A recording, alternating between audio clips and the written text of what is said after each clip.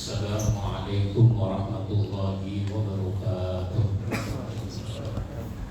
Alhamdulillahirabbil alamin alladzi arsala rasulahu bil huda wa dinil haqq liyuzhirahu 'alad dini kullihi walau karihal kafirun. Asyhadu an la ilaha illallah wahdahu la syarika lah wa asyhadu anna Muhammadan 'abduhu wa rasuluh la nabiyya ba'da. Amma ba'd. Jamaah sekalian yang saya hormati, marilah kita mulai kajian kita pada siang ini dengan membaca basmalah. Bismillahirrahmanirrahim. Pada siang ini kita bahas tentang maksiat dan azab. Maksiat dan azab merupakan sesuatu yang saling berkait. Azab diturunkan Allah Subhanahu wa ta'ala ketika manusia melakukan kemaksiatan yang sudah sampai pada tingkat keterlaluan. Jadi kalau manusia sudah melakukan kemaksiatan banyak, besar, sudah diingatkan masih saja melakukannya, itu nanti akan turun azab dari Allah. Ibnu Abi Hatim meriwayatkan dari Qatadah bahwa ketika turun firman Allah telah semakin dekat kepada manusia perhitungan amal mereka. Ini surat Al-Anbiya ayat 1.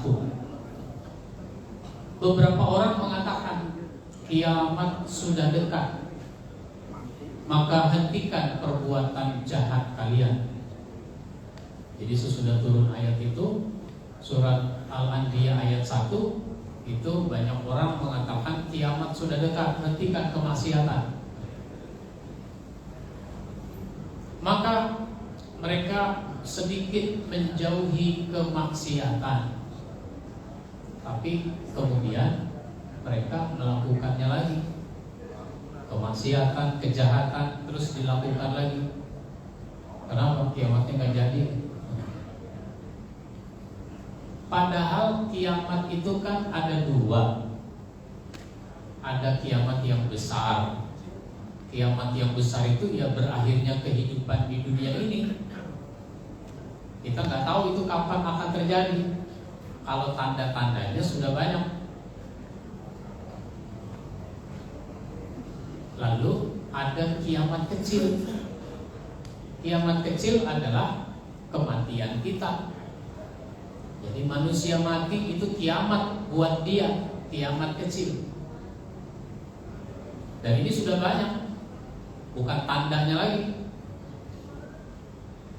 Maka Rasulullah sudah mengingatkan bahwa umatku ini ya umurnya 60 sampai 70. Sekitar itu, lebih dikit kurang dikit. Oleh karenanya ketika orang sudah melewati umur 40, dia sudah makin dekat dengan kematian. Dimulai dari berkurangnya fungsi-fungsi tubuh. Apalagi dalam dunia olahraga. Kalau dalam dunia olahraga itu proses penuaan itu semakin cepat. Jadi olahraga itu mempercepat proses penuaan. Yang benar Pak Ustaz? Iya. Lionel Messi umur berapa Pak? 36, 37. Tapi udah dibilang nanti Piala Dunia yang akan datang dia mungkin udah gak ikut. Kenapa? Udah pemain tua. Pemain tua. Lalu 36, 37 dibilang udah pemain tua. Itu namanya olahraga mempercepat proses penuaan. Aduh. Sehingga kalau boleh dibilang hampir tidak ada pemain bola umurnya 45, 40 aja udah jarang. apalagi sampai 45. Pemain bulu tangkis begitu juga, nggak ada yang nyampe 40. Tapi kita udah 45-50 masih merasa muda, masih merasa muda. Apalagi orang nggak mau disebut tua, jangan disebut tua, sebut aja senior. Jadi kiamat itu dekat, yaitu kiamat yang kecil, kematian kita. Kalau kiamat berakhirnya kehidupan dunia, nggak ada yang tahu. Meskipun pernah ada film kiamat tahun 2012, masih ingat? Udah 2023 belum juga. Dalam film itu disebutkan kiamat akan terjadi tahun 2012. Masih ingat film itu? Saya mah judulnya doang, nontonnya mah enggak. Jadi maka Allah Subhanahu wa ta'ala menurunkan surat Hud, surat 11 ayat 8. A'udzu billahi minasyaitonir rajim. Walakin akharna anhumul adzaba ila ummatin mahdudatin la yaqulunna ma yahbisu ala yauma yatihi laisa masrufan anhum wa haqa bihim ma kanu bihi yastahzi'un. Dan sesungguhnya jika kami undurkan azab dari mereka sampai kepada suatu waktu yang ditentukan, niscaya mereka akan berkata, apakah yang menghalanginya? Kenapa azab diundur-undur? Kenapa enggak sekarang aja? Kenapa? Apa yang menghalanginya?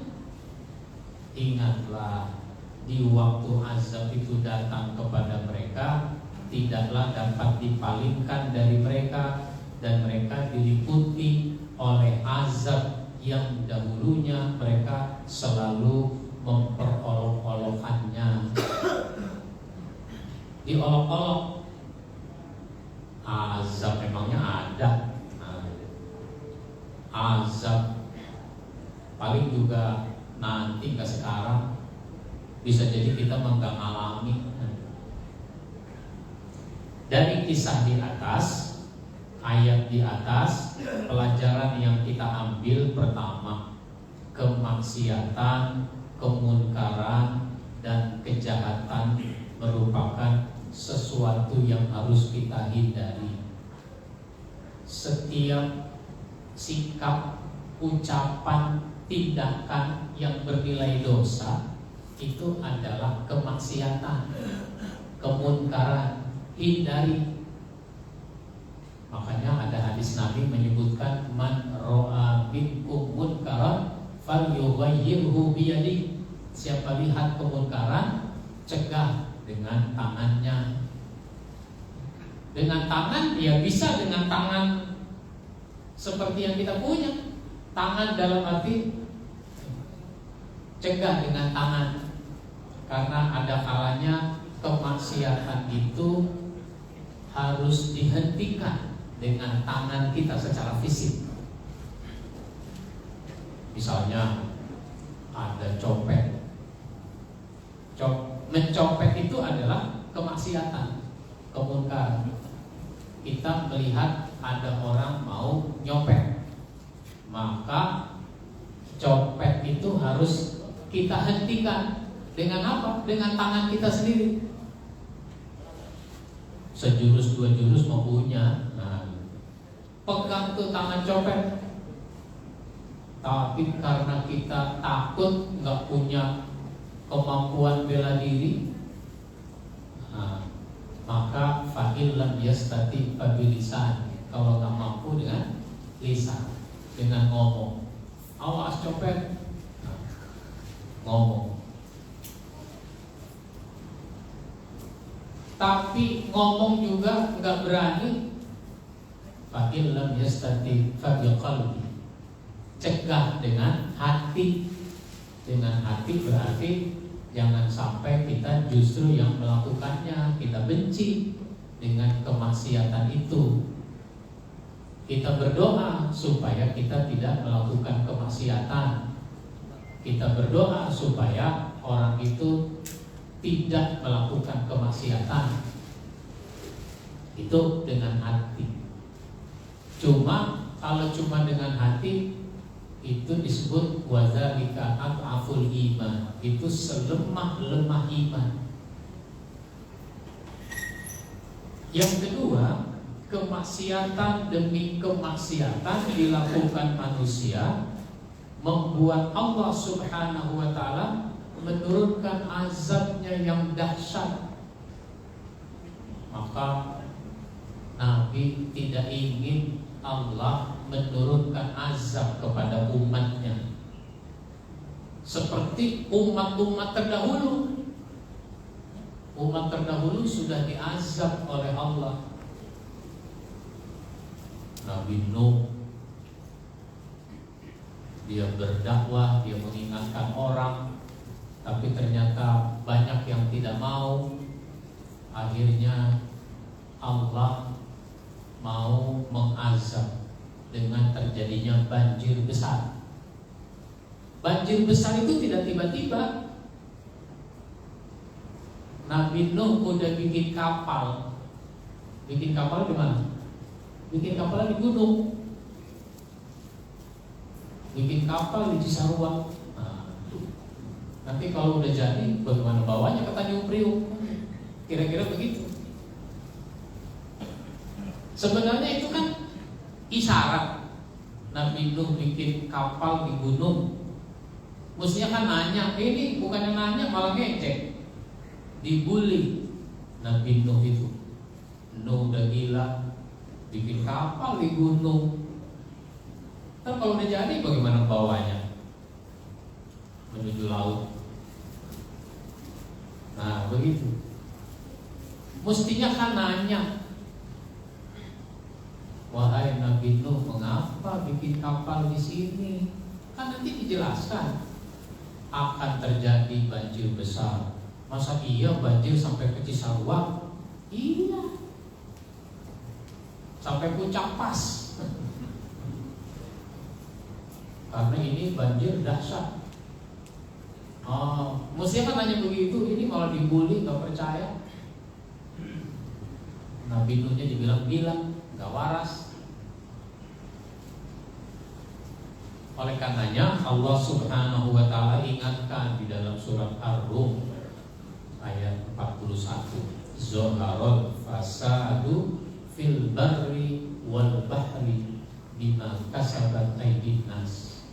Sudah terjadi kerusakan di daratan dan di lautan, itu karena tangan-tangan manusia.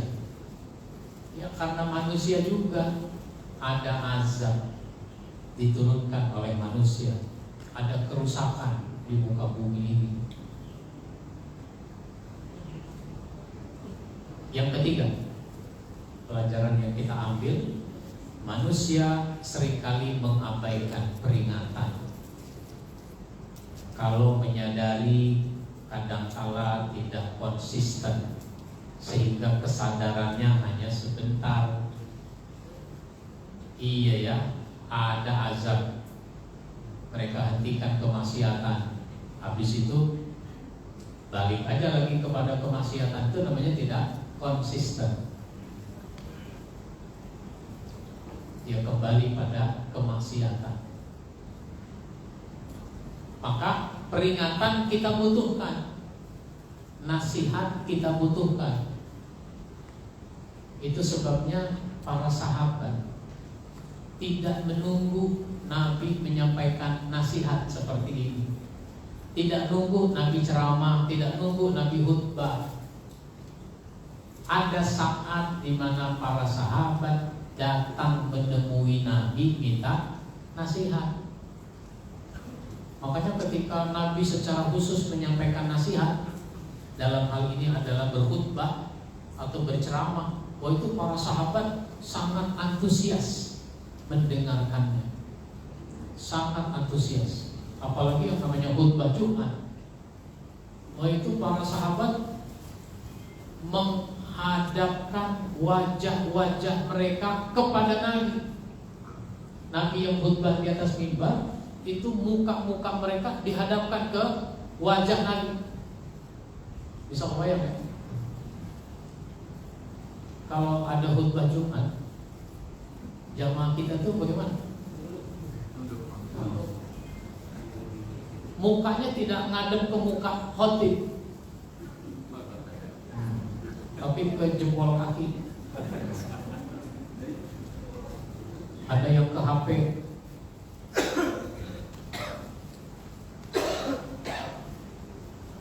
Sampai ada yang bilang, Ustaz dipandang sebelah mata. Ini bukan sebelah mata, dua matanya nggak ngelihat. Dua matanya nggak ngelihat khotib. Kenapa? Pules. Jadi sahabat itu antusias mendengarkan khutbah. Kenapa? Peringatan itu, nasihat itu sangat dibutuhkan. Makanya yang membutuhkan nasihat itu bukan cuma sahabat, bukan cuma kita-kita. Nabi juga membutuhkan nasihat. Nabi membutuhkan nasihat. Maka ada saat malaikat datang menemui Nabi. Bukan wahyu yang diturunkan oleh malaikat, bukan wahyu yang disampaikan. Ini malaikat datang mau ngasih nasihat kepada Nabi. Apa kata malaikat? Ish ma syi'ta fa innaka mayyitun. Hiduplah seberapa lama kamu mau hidup, tapi ingat kamu pasti bakal jadi mayit. Jadi mayat, mati. Mau hidup berapa lama silahkan, tapi kamu pasti mati. Menghindar dari kematian kayak apa? Mati kalau udah waktunya nyampe. Begitu. Nabi dinasihat. Cuma penyair kadang-kadang bikin syair keterlaluan kalimatnya itu. Ada yang menulis syair, aku ingin hidup 1000 tahun lagi. 70 aja udah asam urat.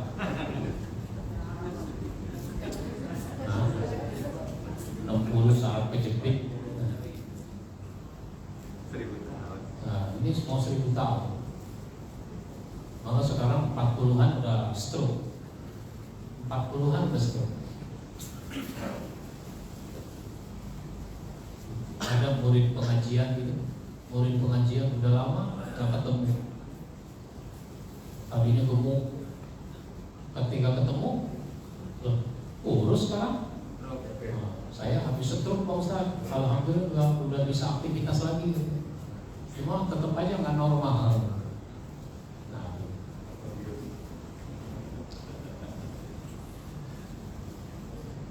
apalagi wa ahbib man syi'ta fa innaka mufariquhu. Cintai siapa yang kamu mau cintai. Silakan cintai siapa aja atau apa saja, tapi ingat kamu bakal berpisah dengannya. Kamu itu cinta nggak bakalan selalu bersama dengan yang kamu cintai.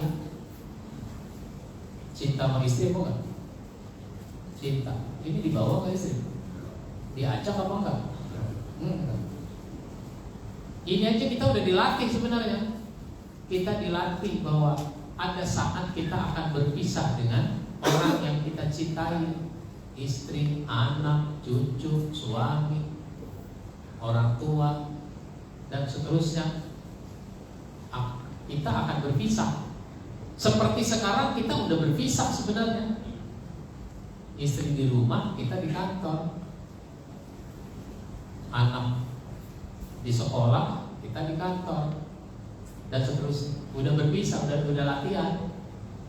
Jadi jangan terlalu kaget kalau kita betul-betul berpisah, karena udah latihan tiap hari berpisah. Dengan harta juga begitu. Harta juga kita berpisah. Kita datang kemari nggak bawa rumah yang kita cintai itu. Kita datang ke masjid nggak bawa kendaraan. Apa ada orang saking cintanya mau mobil, ya kalau sholat di tempat parkir di mobil, berjamaahnya dia di mobil, imamnya di masjid, makmumnya di mobil, ada? Enggak.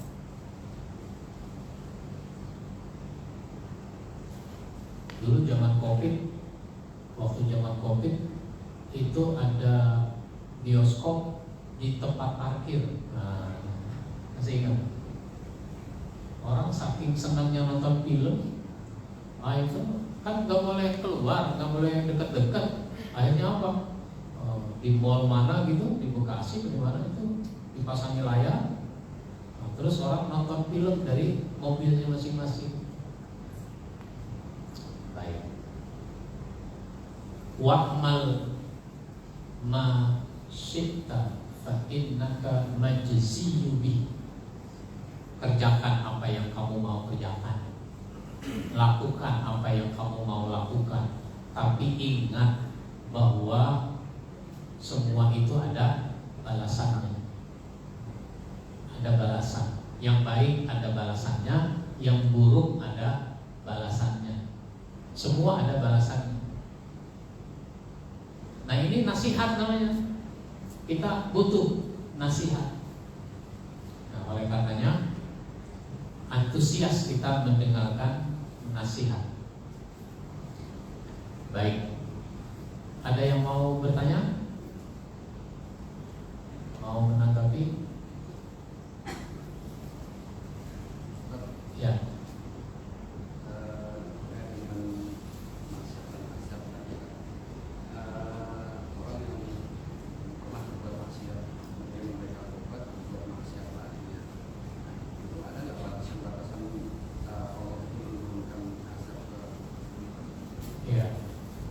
Kalau ada orang maksiat terus taubat, maksiat lagi, itu bagaimana nanti azabnya, batasan azabnya?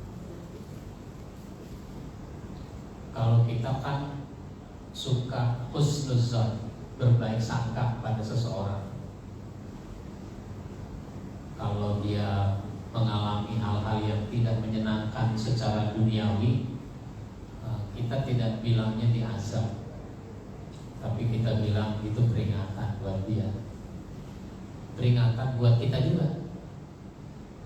So kalau dibilang wah diazab lo, makanya begitu, nah itu dia merasa terpukul perasaannya.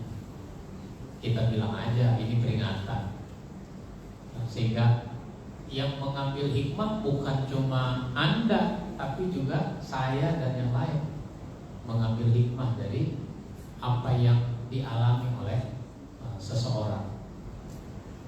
Kalau orang berdosa maksiat lalu dia bertaubat, maka kata Nabi, at-taibu minaz-zambi kaman la zambalahu.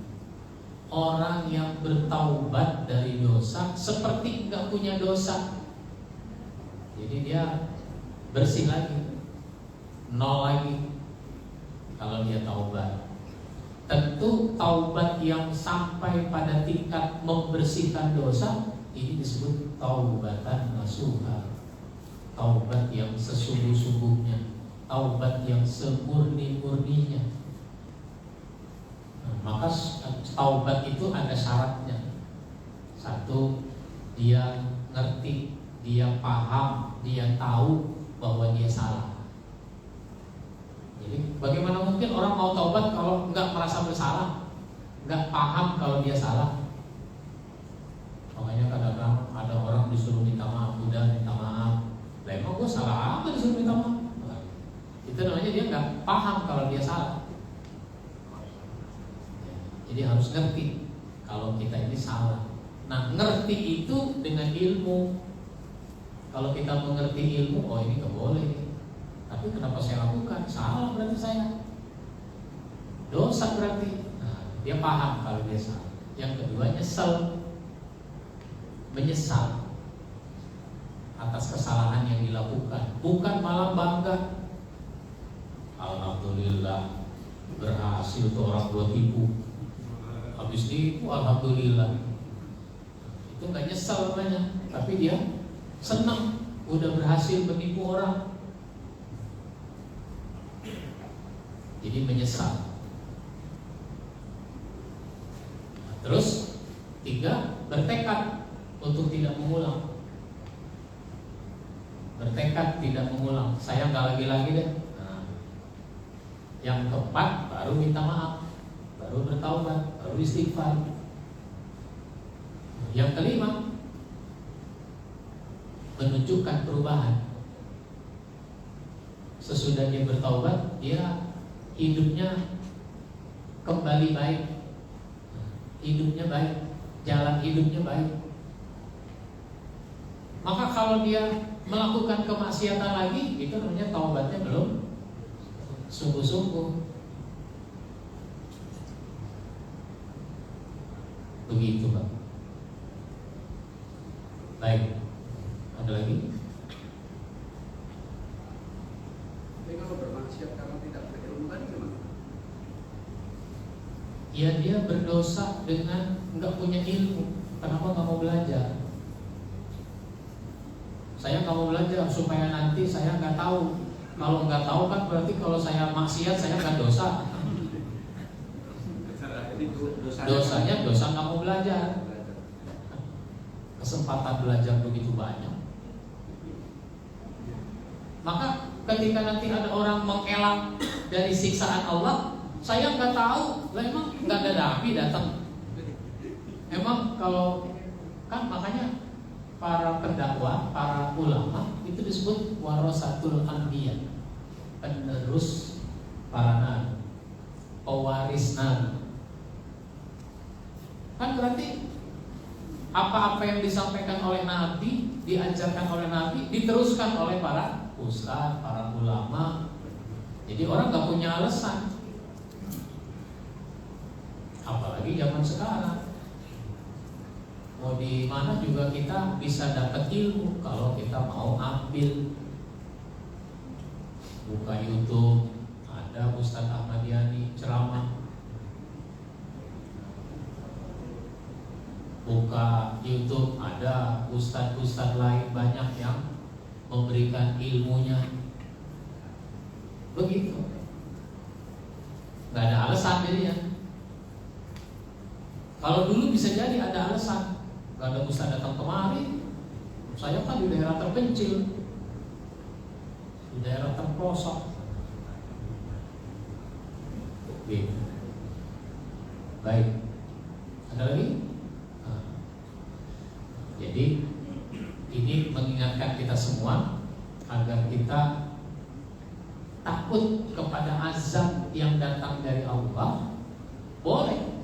Takut azab Allah itu boleh. Sehingga hal-hal yang bisa mendatangkan murka, siksa, dan azab dari Allah itu kita jauhi. Itulah namanya takut kepada Allah. Ya, silakan. Gimana kalau misalkan sholat Jumat nggak jadi karena motifnya? Orang semasjid itu dosa semua tuh. Karena menjadi khotib itu fardu kifayah. Fardu kifayah. Jadi fardu kifayah itu bukan cuma ngurus mayat. Jadi khotib itu fardu kifayah, jadi guru fardu kifayah, jadi dokter fardu kifayah. Gitu. Jadi wartawan fardu kifayah. Terus sekarang wartawan kebanyakan. Kenapa? Semua kita jadi wartawan. Semua kita jadi wartawan. Padahal kita nggak belajar ilmu kewartawanan. Makanya beritanya rancu nih. Berita ini kacau. Kenapa? Semuanya pada memberitakan. Belajar kewartawanan enggak. Jadi kita bingung nih mana yang mau diterima nih berita. Jadi sumber daya manusia itu harus disiapkan. kalau kejadian yang di Bekasi tempo hari, sebenarnya katanya masjid itu punya cadangan khotib.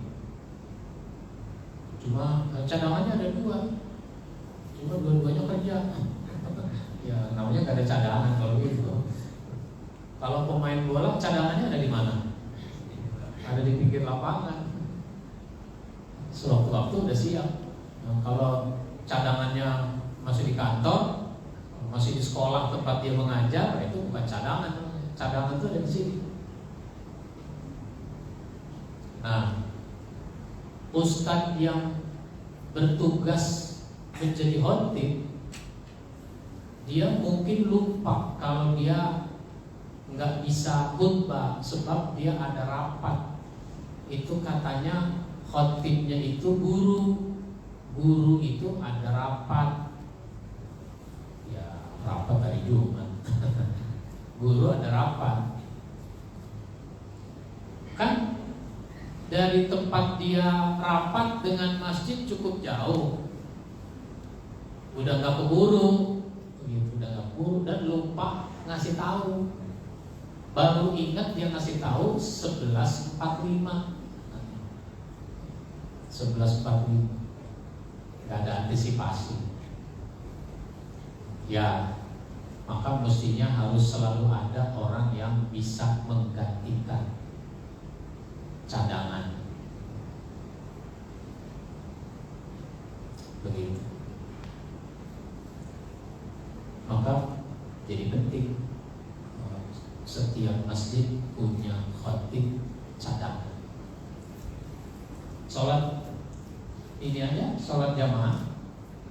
Ini kan imam, sini imam. Nah, ini yang di belakang imam, ini mesti orang yang bisa menggantikan imam. Badan imam, cadangan imam cadangan. Sehingga kalau imam salah, dia bisa mengingatkan. Kalau imam batal, dia bisa menggantikan. Begitu. Maka di belakang imam ini jangan sembarangan orang, mesti orang yang paham. Jangan sampai imamnya keluar, loh kok imam keluar, Pak Imam salat belum selesai loh. Akhirnya nggak paham. Baik, kita cukupkan sampai di sini. Insya Allah kita sambung lagi pada kesempatan berikutnya. Kita akhiri dengan baca hamdalah.